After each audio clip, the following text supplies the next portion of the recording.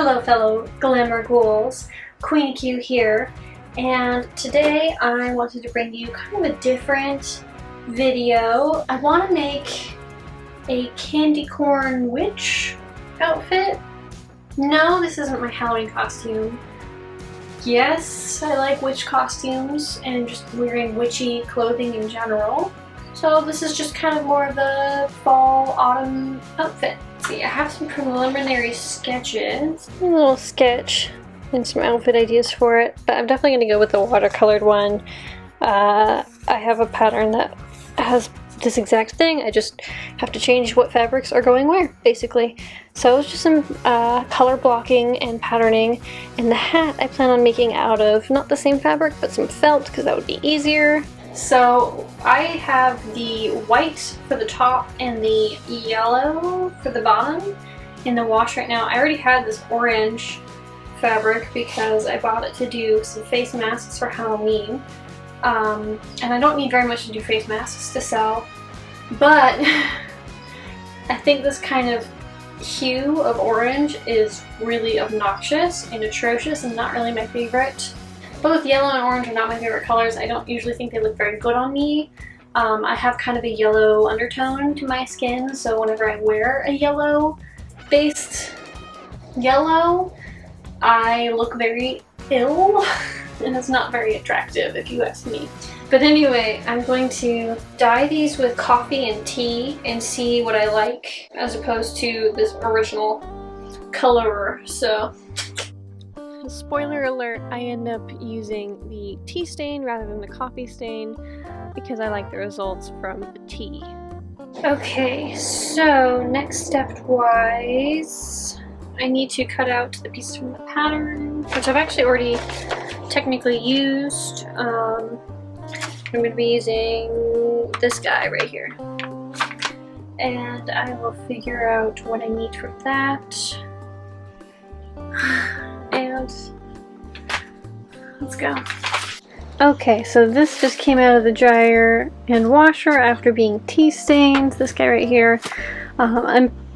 You know, to be honest, I can't remember if it looks exactly like it did before or not. But whatever, we're going with it because I'm running out of time on this. And you can see I have my pieces cut out. I put little sticky notes to which like color piece. Let's see if I can. To which color piece I'm looking at for each pattern piece, and I've got them with their fabrics.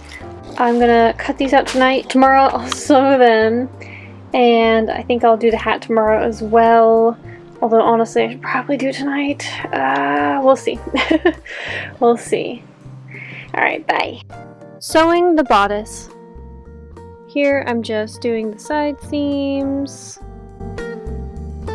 And then obviously it's always important to check that your garment is fitting while you're sewing it. Here I sewed on the straps the wrong way. I find this out later. I'm just pinning both sides of the bodice on. There's like the inner layer and the outer layer with the straps sandwiched in between. And then here you can see that I top stitched after turning the right sides out. This just makes a professional finish. I don't think the instructions actually asked me to do this. I just like to do this on this style of top because I feel like it looks nicer. I'm sorry about the audio on this one. They're doing construction like next door and it's been going on all day. So, yeah. But day 2, I'm still working on constructing the dress, obviously. Today I want to work on the skirt, so I just need to sew the pockets on and then sew the orange panels together and then do the gathering that they want me to do for that, and then they want me to attach, I think, and gather the bottom panel, which is the yellow. We'll see. We'll see how that works. I'm staring at it, so I'm looking that way. I'm staring at them sitting there folded, but so far I've gotten the top pretty much done. As you can see, I did a nice little top stitch around. I think I showed off that a little bit. Did a top stitch around the top. So it's got a nice cute little finish. It is a little see-through and I didn't do any interfacing, although I don't think it even told me to. So I'm gonna have to make sure I wear a nude bra under this one. but that's not too big. It's not too bad of a problem, so sorry to everyone from Jersey. Yeah, I'm just gonna work on the skirt. I think I may take an interlude and do the earrings and the hat. We shall see what I get up to today. I have a little bit of a late start. Quarantine life, am I right? Let's get started. Sewing the skirt. You can see my pegboard from my Gothic office wall transformation video. This pattern didn't ask for me to put pockets in it. I just prefer to put pockets in my skirts because I'm a, 21st century gal. I like to have my phone and sometimes my wallet in my pocket. After sewing the pockets onto their respective skirt sides, I then face them right sides together and then sew along this very strange seam. It's not really a straight seam, it's a straight pocket, straight seam. Making sure that I'm not accidentally sewing the pocket closed.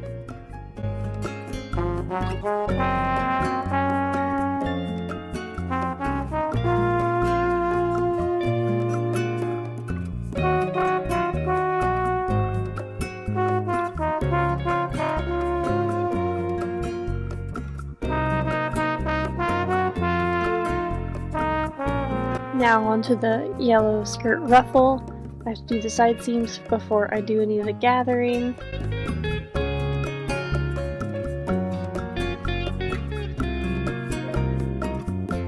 And then you can see me gathering here with a very long stitch.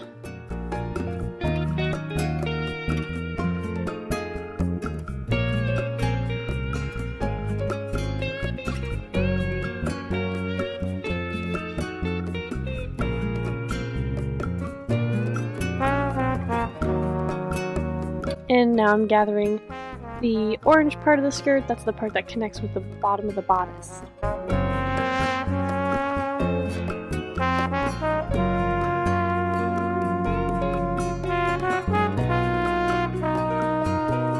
And now I can attach both bodice and skirts together.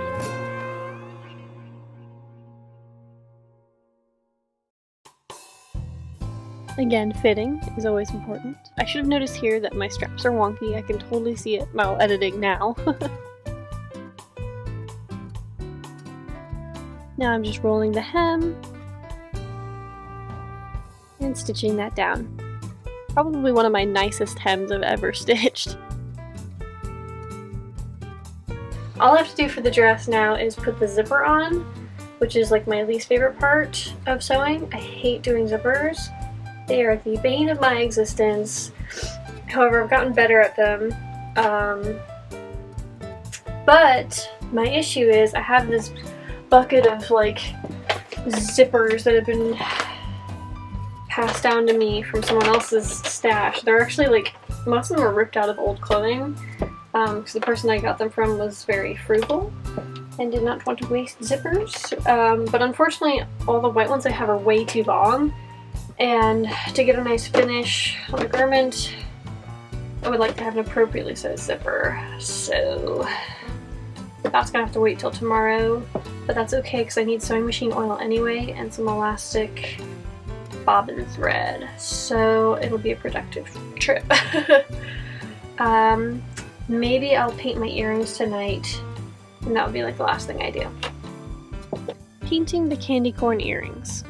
While shaping the candy corn earrings, I added in some little post earring studs that I had lying around in my supplies, and then I baked per the instructions of the clay.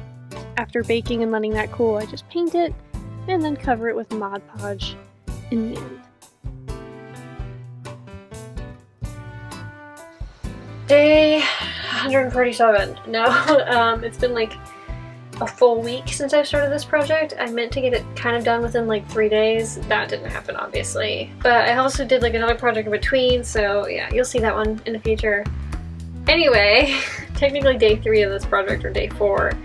I finally got my zipper from the store, and I actually also picked up a white petticoat, which I needed anyway for this project and for others. I have a black petticoat, which is great, but if you wear vintage styles, you'll probably know, this is kind of a cheapy one, from a costume store, but I think it'll do.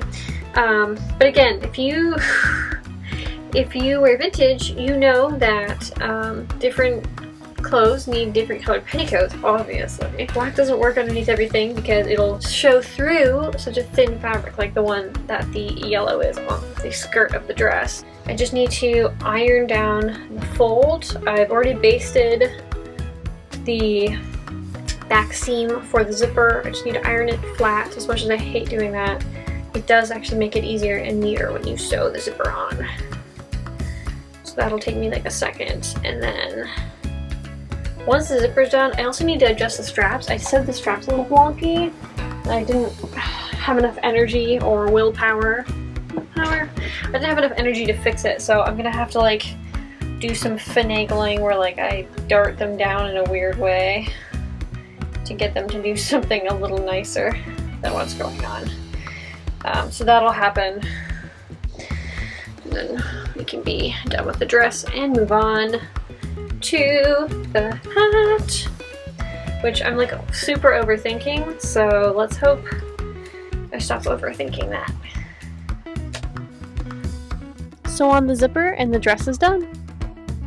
Ironing the flaps down after doing a quick basting stitch to close the back panels. This is the easiest method I've learned for zippers. I personally hate sewing zippers, so this is, you know, all I have energy to do.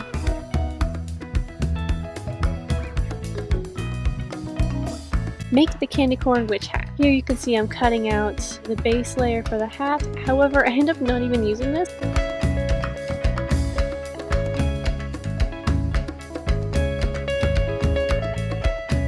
Here's the brims. I didn't buy enough orange I thought I had, so I'll just make it two-tone. It'll be fun. And it'll actually, I think, probably look a little cuter when it comes to the color blocking. You can see I overcompensated my seam allowance and added too much on the sides. I should have just done the tops and bottoms or the middle and the top piece, but it is what it is.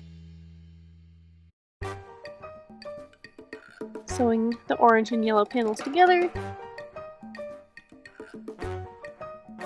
And then the white and orange panel together. Got my hat base done. I just need to make kind of a interfacing layer.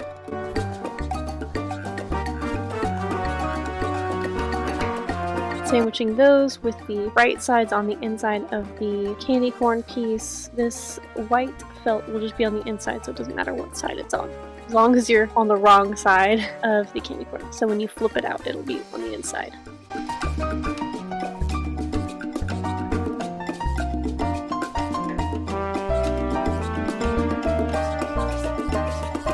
And stuffing my candy corn so that it's much stiffer and will stay upright. Now I've got to cut out the hole for the hat brim and the hat crown to come together.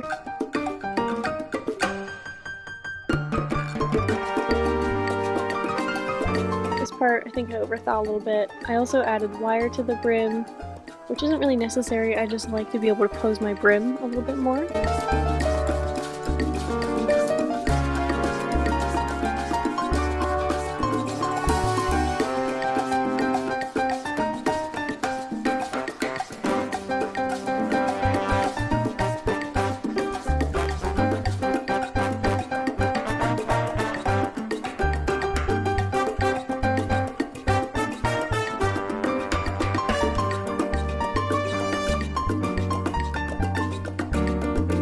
After turning the brim inside out, I just add my wire ring on the inside, kind of finagling it into place, and then I do another top stitch to encase that where it is.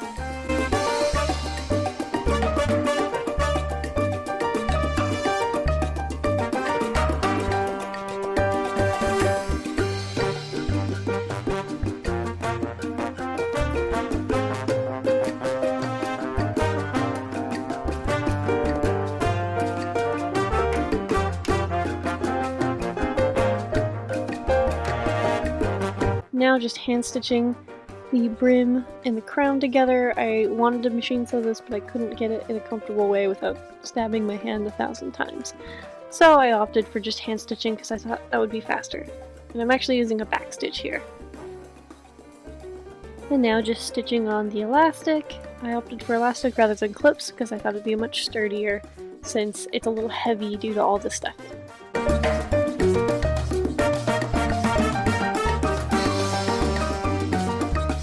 Yes, capes. Sorry, Edna. My Simplicity 8729 pattern. This one is, I want to say, from the 90s.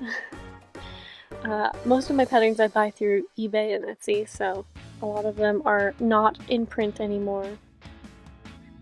I decided that I needed a cape to top off this outfit and also to hide my poorly constructed bodice, so I'm just making a quick one out of felt.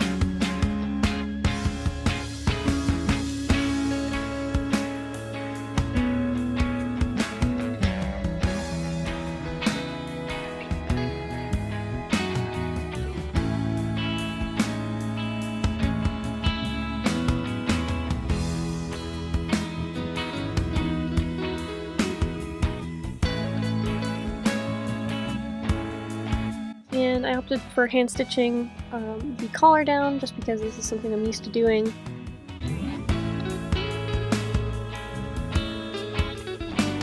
And I wanted a cute little scallop edge to my cape.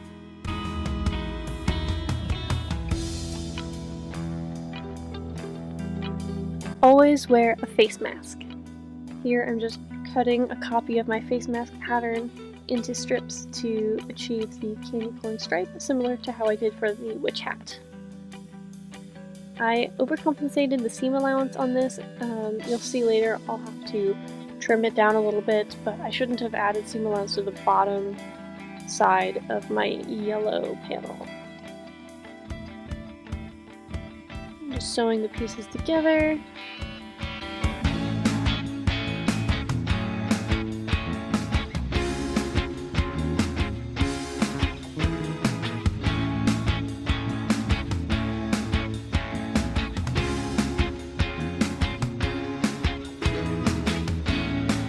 Now they're ready to attach, and I'm also sewing the inner layers together too.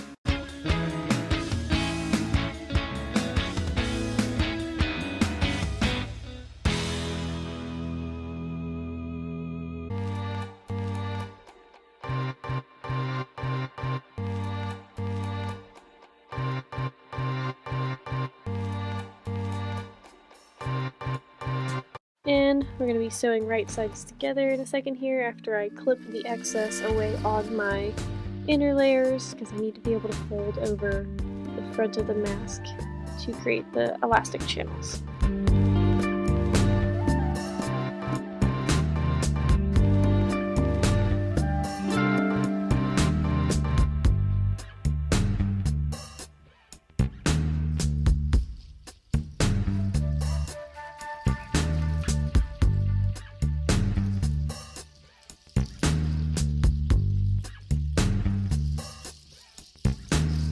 Together and then flipping inside out.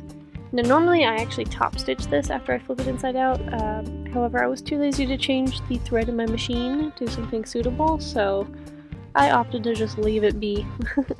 Works just as well. And folding over the side pieces to the elastic channels.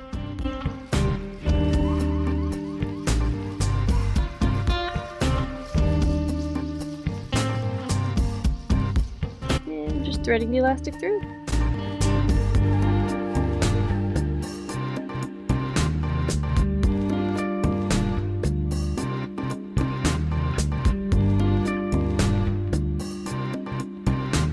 Time for a cute photo shoot at a pumpkin patch.